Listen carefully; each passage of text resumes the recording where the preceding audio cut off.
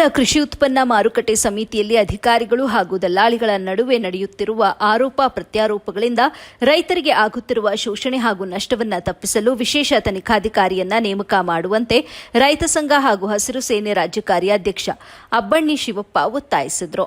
ನಗರದ ಪತ್ರಕರ್ತರ ಭವನದಲ್ಲಿ ಕರ್ನಾಟಕ ದಲಿತ ಸಂಘರ್ಷ ಸಮಿತಿ ಹಾಗೂ ರಾಜ್ಯ ರೈತ ಸಂಘ ಜತೆಗೆ ಹಸಿರು ಸೇನೆ ಪದಾಧಿಕಾರಿಗಳು ನಡೆಸಿದಂತ ಜಂಟಿ ಪತ್ರಿಕಾಗೋಷ್ಠಿಯಲ್ಲಿ ಮಾತನಾಡಿದ ಅವರು, ದಲ್ಲಾಳಿಗಳು ಹಾಗೂ ಅಧಿಕಾರಿಗಳ ತಿಕ್ಕಾಟದಿಂದ ರೈತರು ಪ್ರತಿದಿನ ಶೋಷಣೆಗೆ ಒಳಗಾಗುತ್ತಿದ್ದು, ಇದನ್ನು ತಪ್ಪಿಸಲು ಸರ್ಕಾರ ಮಧ್ಯಪ್ರವೇಶ ಮಾಡಲೇಬೇಕು ಅಂತ ಆಗ್ರಹಿಸಿದರು. ತರಕಾರಿ ದಲ್ಲಾಳಿಗಳ ಏಕಪಕ್ಷೀಯ ನಿರ್ಧಾರದಿಂದ ಶನಿವಾರ ಮಾರುಕಟ್ಟೆಗೆ ರಜೆ ಘೋಷಿಸಿರುವುದರಿಂದ ರೈತರಿಗೆ ಆಗುತ್ತಿರುವ ತೊಂದರೆ ನಿವಾರಣೆ ಮಾಡಬೇಕು. ರೈತರು ತರುವ ತರಕಾರಿ ಮಾರಾಟದ ಬೆಲೆಯ ಅಧಿಕೃತ ರಶೀದಿಯನ್ನ ನೀಡಬೇಕು. ರೈತರಿಂದ ಯಾವುದೇ ಕಮಿಷನ್ ಪಡೆಯಬಾರದು. ಹಾಗೆ ರೈತರು ತರುವ ತರಕಾರಿಯಲ್ಲಿ ಯಾವುದೇ ಕಡಿತ ಮಾಡಬಾರದು ಅಂತ ಒತ್ತಾಯಿಸಿದರು.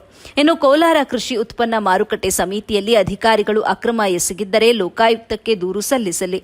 ಸೆಸ್ ಹಣ ಸಂಗ್ರಹ ಹೆಚ್ಚಳ ಮಾಡಲು ದಕ್ಷತೆ ವಹಿಸಿರುವ ಹಾಗೂ ದಲ್ಲಾಳಿಗಳಿಗೆ ಸಹಕಾರ ನೀಡುತ್ತಿಲ್ಲ ಎಂಬ ಕಾರಣಕ್ಕೆ ಇಲ್ಲ ಸಲ್ಲದ ಆರೋಪಗಳನ್ನು ಮಾಡಿ ಸುಳ್ಳು ಮಾಹಿತಿಯನ್ನ ಕೃಷಿ ಉತ್ಪನ್ನ ಮಾರುಕಟ್ಟೆಯ ಮೇಲಧಿಕಾರಿಗಳಿಗೆ ದೂರು ನೀಡಿ ರೈತರು ಮತ್ತು ಅಧಿಕಾರಿಗಳ ನಡುವಿನ ಬಾಂಧವ್ಯಕ್ಕೆ ಧಕ್ಕೆ ತರಲು ಪ್ರಯತ್ನಿಸುತ್ತಿದ್ದು, ಇದರ ಬಗ್ಗೆ ತನಿಖೆ ಆಗಬೇಕು ಅಂತ ಒತ್ತಾಯಿಸಿದರು. ನಮಗೆ ದಾಖಲೆಗಳು ಕೊಡ್ರಿ, ನಾವೇ ಲೋಕಾಯುಕ್ತ ಕೊಟ್ಟು ಅವ್ರ ಮೇಲೆ ಆಕ್ಷನ್ ತಗೊಂತೀವಿ. ಯಾವ್ದು ದಾಖಲೆಗಳು ಬಾಕಿ ಇಲ್ಲ, ಯಾವ್ದು ಅರ್ಜಿ ಬಾಕಿ ಇಲ್ಲ.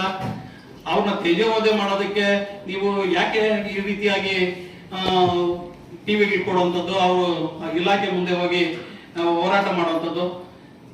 ಹೋಗಿ ಲೋಕಾಯುಕ್ತ ಕೊಡ್ರಿ, ಮೇಲಧಿಕಾರಿಗಳಿಗೆ ಕಂಪ್ಲೇಂಟ್ ಕೊಡ್ರಿ. ಮೇಲಧಿಕಾರಿಗಳಿಗೆ ಕಂಪ್ಲೇಂಟ್ ಕೊಡ್ಬೋದಾಯ್ತು. ತಪ್ಪು ಮಾಡಿರೋರ ಹತ್ರನೇ ಹೋಗಿ ನೀವು ಅವ್ರ ವಿರುದ್ಧವಾಗಿ ಘೋಷಣೆ ಮಾಡೋದಿದೆಯಲ್ಲ, ಏನು ಅದರಿಂದ ಏನಾದ್ರೂ ಪ್ರತಿಫಲ ಇದೆಯಾ? ಏನು ಪ್ರತಿಫಲ ಇಲ್ಲ.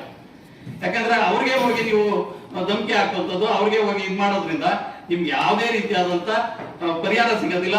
ಏನಿದ್ರು ನೀವು ಏನಾದ್ರೂ ತಪ್ಪುಗಳಾಗಿದ್ರೆ ಮೇಲಧಿಕಾರಿಗಳಿಗೆ ಕೊಟ್ಟು ಅದನ್ನು ಸರಿಪಡಿಸುವಂತ, ಅಲ್ಲಿ ಭ್ರಷ್ಟಾಚಾರ ನಡೆದಿದ್ರೆ ದಾಖಲೆಗಳ ಸಮೇತ ಕೊಟ್ಟು ಲೋಕಾಯುಕ್ತ ಕೊಟ್ಟು ಅವ್ರಿಗೆ ಹಿಡ್ಕೊಡ್ಬೋದಾಗಿತ್ತಲ್ಲ. ಏನೋ ಅವ್ರ ಟಿವಿ ಇದು ನಮ್ಮ ಇದಿದೆ, ವಿಡಿಯೋ ಇದೆ, ಎಲ್ಲದಿದೆ, ಲೋಕಾಯುಕ್ತಗೆ ಹಿಡ್ಕೊಡ್ಬೋದಾಗಿತ್ತು. ಇವತ್ತು 2,000-3,000 ಅಧಿಕಾರಿಗಳು ಕೇಳಿದ್ರೆ ಲೋಕಾಯುಕ್ತಗೆ ಹಿಡ್ಕೊಡುವಂಥದ್ದನ್ನ ನಾವು ಕಾಣ್ತಾ ಇದ್ದೀವಿ. ಅಂತದ್ದು ಇವ್ರು ಲಕ್ಷಾಂತರ ರೂಪಾಯಿ ಕೇಳ್ತಾ ಇದಾರೆ ಅಂತಂದಾಗ ನೀವ್ ಯಾಕೆ ಹಿಡ್ಕೊಡ್ಲಿಲ್ಲ? ನೀವು ಪ್ರಾಮಾಣಿಕರಾಗಿದ್ರೆ, ನೀವು ಪ್ರಾಮಾಣಿಕವಾಗಿ ನೀವು ಅಲ್ಲಿ ಕೆಲಸ ಮಾಡ್ತಾ ಇದ್ರೆ ನೀವು ಯಾಕೆ ಅವರು ಅಂತ ಅಧಿಕಾರಿ ಭ್ರಷ್ಟ ಅಧಿಕಾರಿನ ಹಿಡ್ಕೊಡ್ಲಿಲ್ಲ ಅನ್ನೋದನ್ನು ನಾವು ಈಗ ಪ್ರಶ್ನೆ ಮಾಡ್ತಾ ಇರೋದು. ಏನೋ ಇವತ್ತು ನಾವು ಅಧಿಕಾರಿಗಳನ್ನ ಓಲೈಸ್ಕೊಂಡೇನೋ ನಾವು ಮಾಡ್ತಾ ಇಲ್ಲ. ಇವತ್ತು ಅಧಿಕಾರಿದೇನಾದ್ರು ದಾಖಲೆಗಳಿದ್ರೆ ನಮಗ್ ಕೊಟ್ಟರು ಸಹ ನಾವು ಲೋಕಾಯುಕ್ತ ಕೊಟ್ಟು ಅವ್ರ ಮೇಲೆ ಕಾನೂನು ಕ್ರಮ ಜರುಗಿಸೋದಕ್ಕೆ ನಾವೇ ಮುಂದೆ ನಿಂತು ಕೆಲಸ ಮಾಡ್ತೀವಿ. ಇವತ್ತು ಅಲ್ಲಿ ರೈತರಿಗೆ ಆಗ್ತಿರುವಂತಹ ಅನ್ಯಾಯಗಳು ನಿಮ್ ಕಣ್ಣು ಮುಂದೆನೆ ಇದೆ. ಅದಕ್ಕೆ ಯಾಕೆ ನೀವು ಆ ಕಡೆ ಗಮನ ಕೊಡ್ತಾ ಇಲ್ಲ?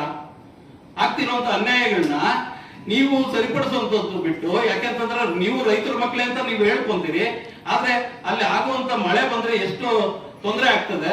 ಅಲ್ಲಿ ಒಂದು ಸಮಯಕ್ಕೆ ಆಕ್ಷನ್ ಕರೆಯೋದಿಲ್ಲ.